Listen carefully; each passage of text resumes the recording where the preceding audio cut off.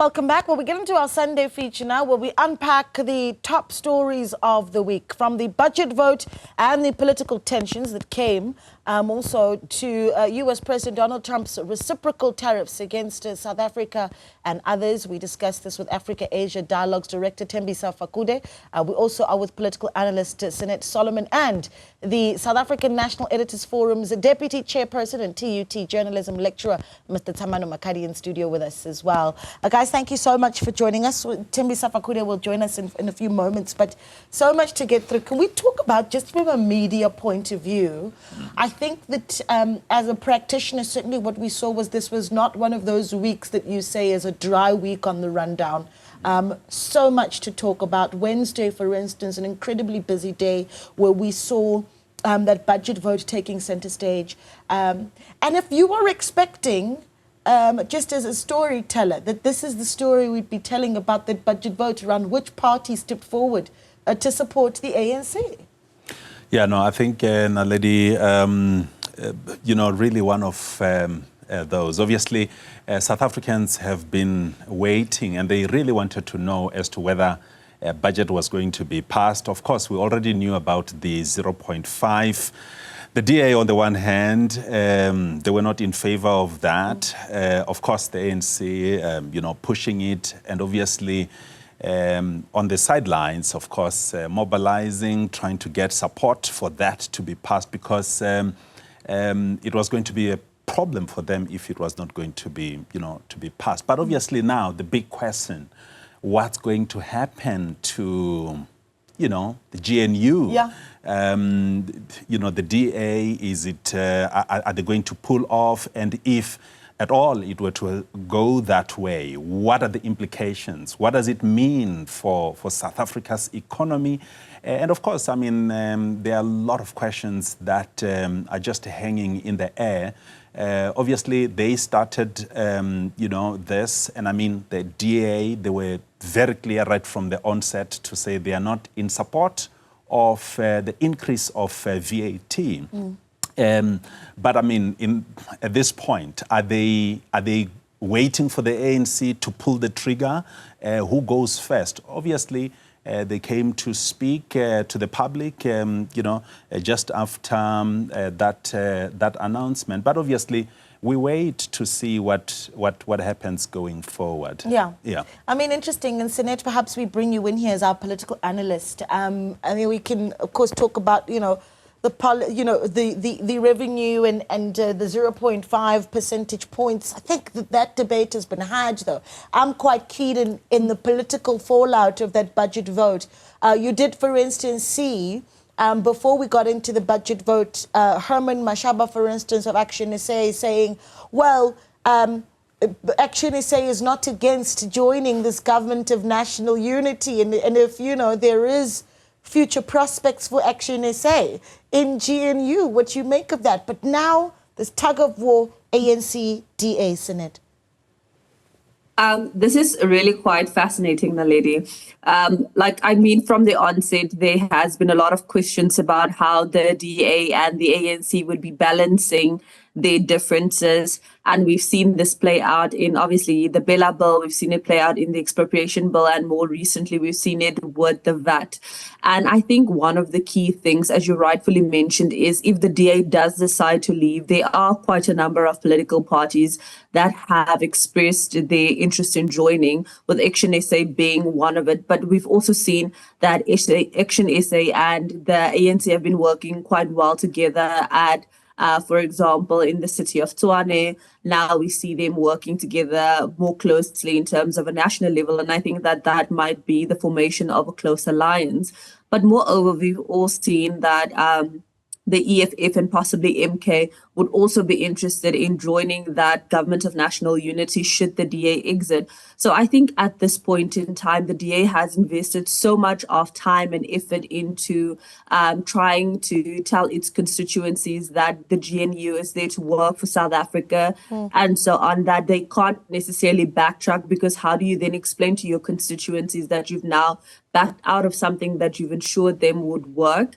But moreover, if they do end up leaving and there is a market crash, then obviously they would also be pointed as a possible party that could have stayed but opted not to stay, and that would obviously have financial implications. But also, if they do decide to leave, they then go back to being the official opposition with the MK, EFF, possibly Action SA, and the ANC working closely together, which means that they would find it more and more difficult to actually counter ANC policies and vote against ANC things. And I think that that's possibly one of the key reasons why they've decided to still stay in this GNU. Yeah, I mean, this is what you've got. You've got, for instance, John Steenhuisen saying that, look, the Democratic Alliance is still very much committed to the government of national unity. And so there is a sense that that relationship and that coalition, if you will, is still going to stand steady. You've got the Business Unity South Africa, for instance. We played the clip a little bit earlier on with Kulegane Mateo Busa saying they've written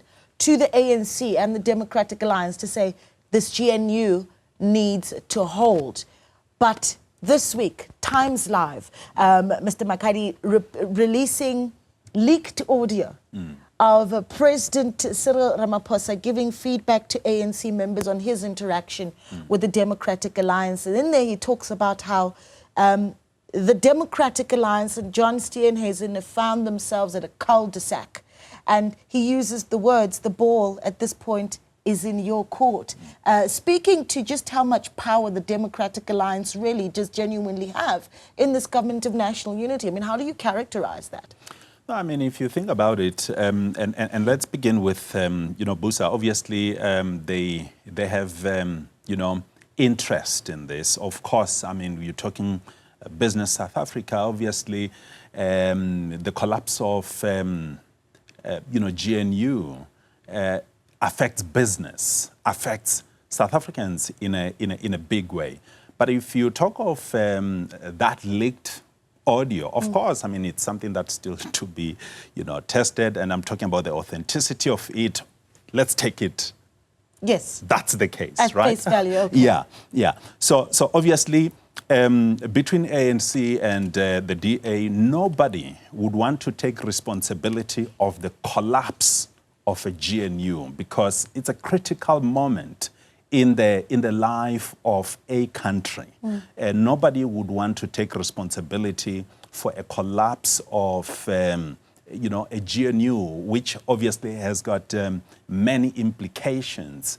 Obviously, it will be just really a matter of wait and see what happens from here. But you are also quite right in saying, why do we hear the president saying the ball is in your court? There's absolutely no doubt that the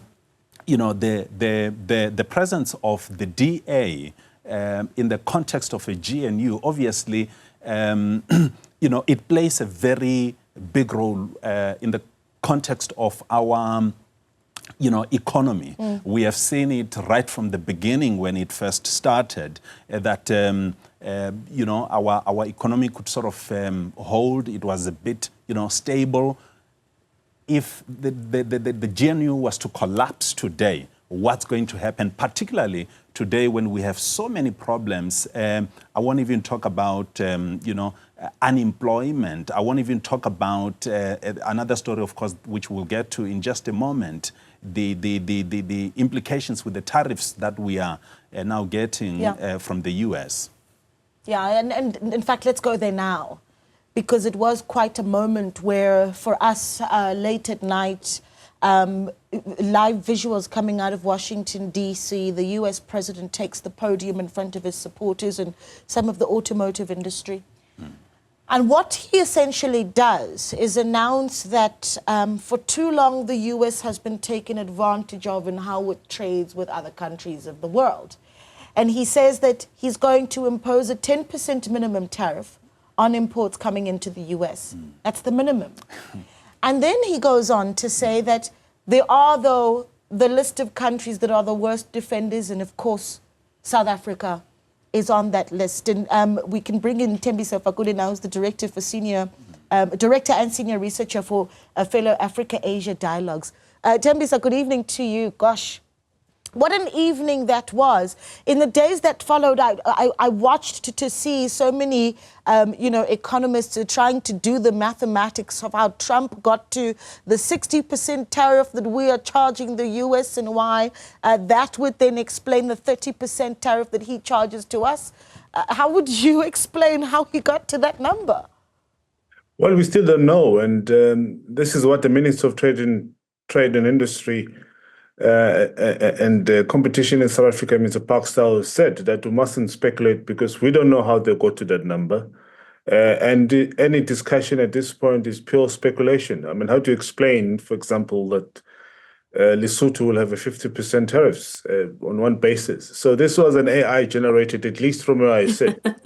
But I think until we get that confirmation, any discussion we're having right now is just speculation, and mathematicians and economics trying to make sense of it. And they've already, of course, came up with certain formulas, but even those formulas, again, thumb sucks, and we just simply don't know how it got to that.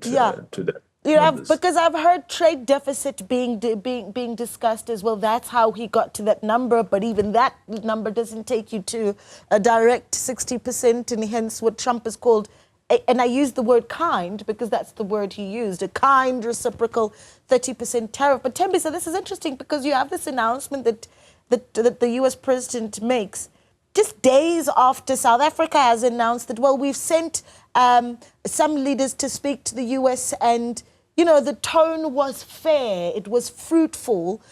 Clearly not the most fruitful of discussions when you've got business, government, and even labor going all the way to the U.S.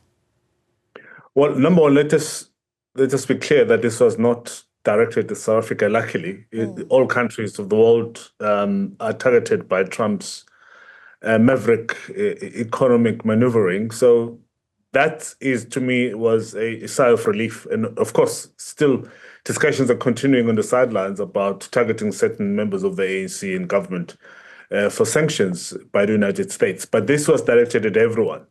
So whether we had those plans or not, I think is either here nor there. What is more concerning, of course, is that no forewarning from administrators of AGOA in the United States in this regard. So go out the window, for example. And I think South Africa has finally realized that pushing for Trump's administration to receive us as a delegation to be talking is actually a waste of time, because none of them are willing to give. We now know from reliable sources that none of the senior administrators within Trump's administrations are actually keen on meeting South Africans. So I think what we have to do is we have to continue doing what we have to do in terms of promoting business, looking for alternative markets, but at the same time speaking to the Americans whenever the opportunity is available. Because South Africa, again, as the government has said, we are not in business of tit for tat, nor competing with the United States. We want to make sure that there's, positive growth in terms of economy, people are employed. So I think the South African government, what it's going to continue doing is it's not going to impose any tariffs against the United States at this point. Sure. Thembisa Fakudi there says it is quite apparent at this point that senior members of the Trump administration not keen to speak to have, I suppose, a fruitful engagement with South Africa. And Sinet, I'm keen to hear from you on this one, because not only is that something that we're seeing in how, the foreign policy and certainly trade discussions are made on how it deals with South Africa, of course, with other countries included, but you also have U.S. Congressman Ronnie Jackson in the U.S. Senate, who introduces this U.S.-South African Bilateral Relations Review Act of 2025. Essentially what it does is it wants a review of the relationship between South Africa and the U.S., but also may very well make it possible for the U.S. to sanction senior government and ANC leaders. I wonder what that means for the ANC, what you make of that, and if there's a way to wriggle your way out of that sort of thing. I think that for some time this may have been coming. If you look at South Africa, the ANC enjoys a very close relationship with China. South Africa's also enjoyed quite a close relationship with Russia, and those are the two countries that have predominantly been competing with the US. And I think as a result of that, that could possibly be playing into that. And it's also fascinating the kinds of individuals that they are considering sanctioning. And I think that, again, it is quite normal for states to review their relationships with certain countries. But I think in this instance, I do think that it is more targeted towards individuals. And I think it could be because of those ties that exist between the ANC officials and obviously China, and also the ANC officials and Russia. And that could possibly be because they're also being perceived as a threat to US interests. Yeah, this is certainly a concerning development.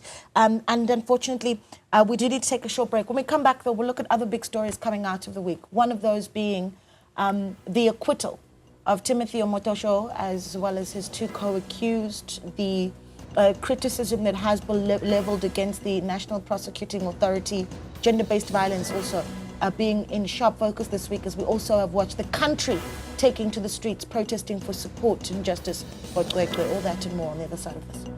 Welcome back. So we continue, of course, discussing the week's top stories with our panel and taking your calls on 010-594-6010 or send us a WhatsApp on 072-110-5584. Perhaps we take a look at a handful of some of those WhatsApps that have come in from our viewers. Josephine Mawela says Timothy Omotosho will enjoy his freedom. He definitely knows that the guard he used to cover his crimes, knows best.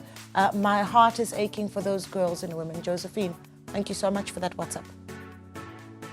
Joseph says the government of national unity, it came as a polygamist marriage, which is fragile with no trust and openness, with a lot of secrets. Ooh. The other thing is the land issue, which is a burning issue.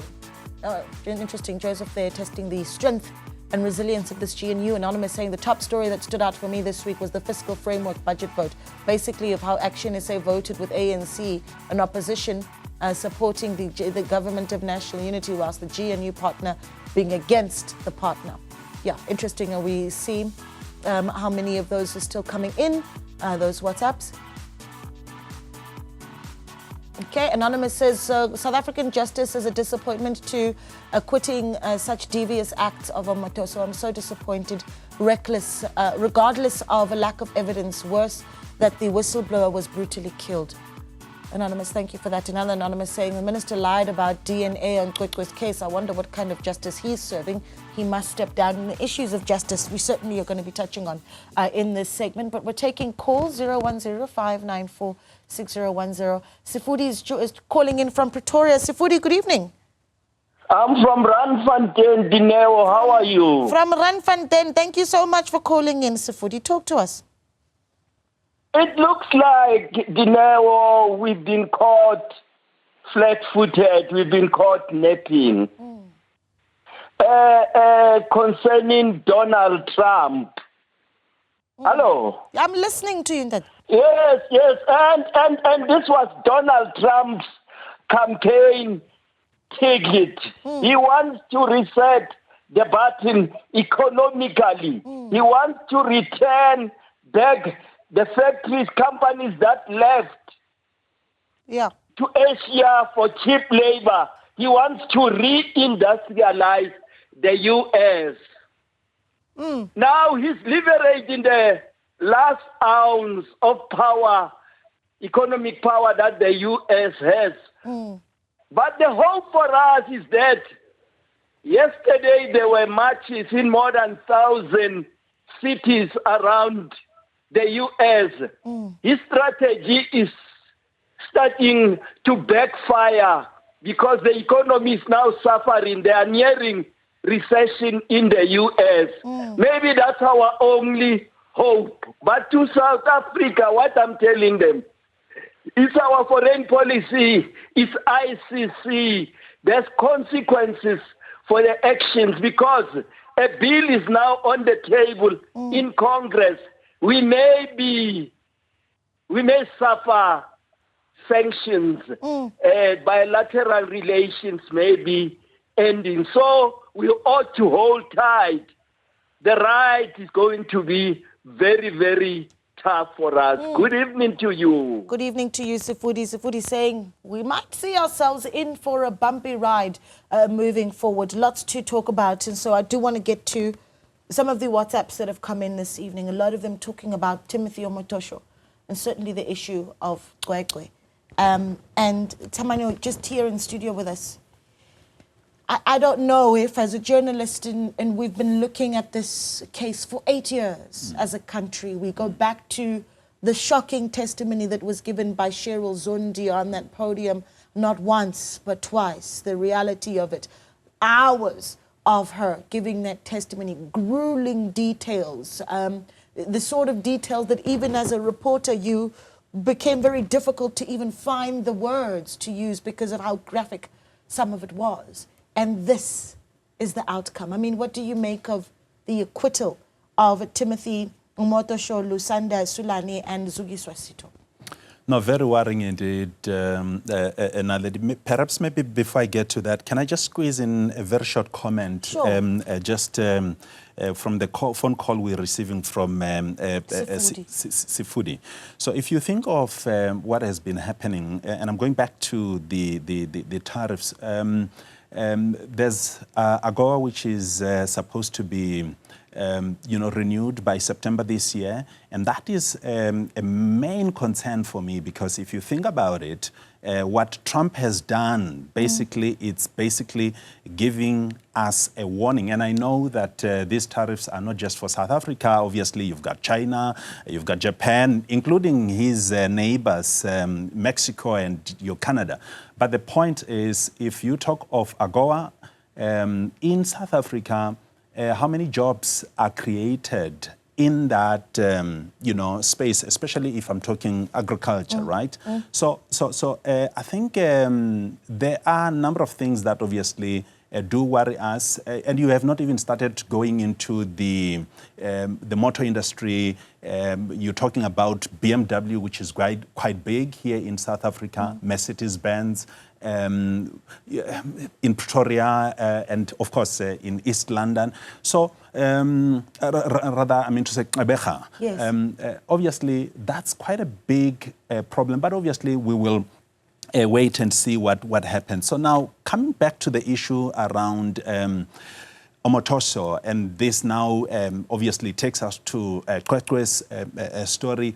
There's quite a big problem with investigations. And a number of people, obviously, they've raised their frustrations simply because the investigations somehow they seem to be lacking. I mean, if I were to think of the current case of this little girl, something is reported from October 2024, 6 months down the line, nothing has been done. It only takes the mother through that interview that we now know of. Only then people begin to act on it. So clearly there's something that it points us to an existing problem. But also let me just say this. Basic education, obviously, through the South African Schools Act, that act alone provides a framework for them to play an oversight role. But for them to be able to do that, the Portfolio Committee in Parliament, they've got to be following up on some of these things in making sure that our kids, when they are at school, that space, it's safe, it provides a conducive environment. It is very saddening to learn of these things only now, and we begin to have these press conferences. The minister, Yara has to now come and, speak to the media. Something really has to be done. Yeah. It ought not to have gotten to this point. And I talk a lot about how the sad reality of our country is that cases like that of Gwegwe are one too many in our communities. True. And not all of them will get the public attention that their story, and certainly this little girl has gotten, rightfully so. There should be justice. Yeah. But what happens for all the others? There's a system problem here when you've got a child who was allegedly raped in October and in April still Oh, yes. No arrests have been made. Senate Timothy Omotosho, quite the moment for the National Prosecuting Authority, and not in the best light. I think you are right, but I'll also lump both questions from the previous speaker and myself together. I do think that over the years, there has been a lot of work done in terms of research indicating towards the fact that your State Department, such as your police, but also the NPA hasn't been capacitated to the extent where we need it. In terms of your rapes, for example, it is quite known that a lot of the police stations, either one, the people have not gotten the sensitivity training that they need to actually treat these alleged victims with the kind of respect that they need to. Secondly, we also know that there is a lot of police stations that lack the required, for example, the required equipment to do these tests, for example. Then we've heard instances of dockets going missing. We've heard instances of personnel not being trained to the extent which they have. And I think that over the past few months, but I would even say years, the NPA has lost quite a number of cases on which they should have done exceptionally well. I think that there is a need to actually look at it better, deal with cases much better, especially if there is a lot of evidence or alleged evidence. And I think that it comes back to the point where you need to ensure that, given that you can only prosecute things once, or it can only go to the courts once, that you actually put in the due diligence to ensure that it does have the required outcome. And I do think that a lot of South Africans are quite saddened by both of these issues. Yeah, indeed. And because we know that these things continue to happen in our communities, let's take calls just as we get to the end of our discussion. 01059461010. Sisa is in Durban. Sisa, good evening. Good evening to you and your viewers. Indeed, Sisa in Durban this side. Thank you so much. Am I audible? Oh, very, very well audible. Go ahead, sir. All right. No. What is the top story for me that talked this week is actually the issue of Ramaphosa. In fact, the issue of the ANC and the DA, the SEGA, that resulted to I think their tensions actually increasing. So what really stood out is that leaked video of President Ramaphosa, which in that audio, he addressed the National Congress caucus, which means the ANC's caucus, regarding the Democratic Alliance's stance on the national budget. In other words, he said, if DA rejects the budget, then DA position themselves outside of the government of the national unit. So obviously his remarks, I wish he would hold on, and I wish ANC would hold on to that kind of stance, in as much as it was a leaked video, a leaked audio. But to me, there is no way that you would vote against a budget of a government and then later on you want to be part of that government. That means you want to continue a sabotage. I'm not saying that is justifiable, but I'm saying if you are in the GNU, that means in your outside caucus, you caucus and you box yourselves until you get a common ground. Yeah. You can't get government. You come out of the GNU that is supposed to be the pillar of the country. You come out being tensioned. You go to the public and you give different narratives and different views about your differences inside the caucus. Yeah. To me, that is a very immature endeavor and a situation that DA and NC is putting ourselves into. So I believe, now I'm just completing, I believe that ANC must get other partners that will partner with them going forward. Otherwise, they must put DA aside. Yes, Steenhuisen, I heard him, I'm just finishing now, just this one line. Okay, I'm running out of time, yes. Okay, quickly, I heard him saying they are going to rediscuss the whole issue with the ANC. They must find each other because the markets are reacting. I don't want us to be bullied and to be bulldozed by markets. Markets has always been there. So I think DA must just get out of that government, and then some other partners must get in that will forge forward with our country's agenda. Yeah, you That's know what I what? wanted to say. Thank you so much for that, Sis. And let's not forget, though, after the formation of this government of national unity, quite a reaction from the markets, right? With the business certainly feeling that the government of national unity good for economic stability. What would it mean for that stability and confidence without the Democratic Alliance? Lungalo's in Cape Town. Lungalo, good evening. Good evening, Moleo. How are you? I'm very well. Thank you so much for calling that to talk to us. I'm fine. First of all, I would like to agree with the previous caller on the issue of the ANC and the DA. I'm not going to dwell too much on it, but I agree with him 1,500%. The ANC must leave the DA out of that GNU. Secondly, going to my point now, the issue of Mr. Timothy Omotoso and the NPA. I agree with the panelists that you are sitting with in front of you when he says the issue is with investigations.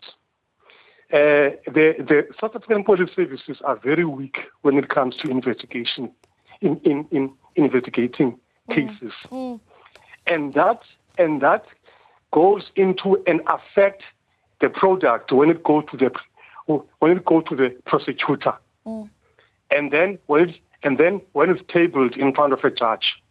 And then my second point, quickly, I would like to add this issue. The media, I think now they must be limited when it comes to court cases. The judges must really look at this matter because the media is also influencing a case whilst a case is running. Okay. You find that the media is busy with its own case on the side with political analysts, and then you find that the case is still going on inside the court as well. Yeah, and I feel that that also causes a problem as well. Lungalo, an interesting point. I need to move on. Apologies. Please. I need to move on. Apologies, I'm out of time. But Lungalo making an interesting point about what is in the court of public opinion. I really wish we had more time, but thank you so much to our guests, Tembisa Fakude, Director and Senior Research Fellow at Africa-Asia Dialogue, Sunette Solomon, who is a political analyst, and Tamano Makadi in studio with us, who is the Deputy Chairperson for the South African National Editors Forum and Journalism Lecturer at TUT.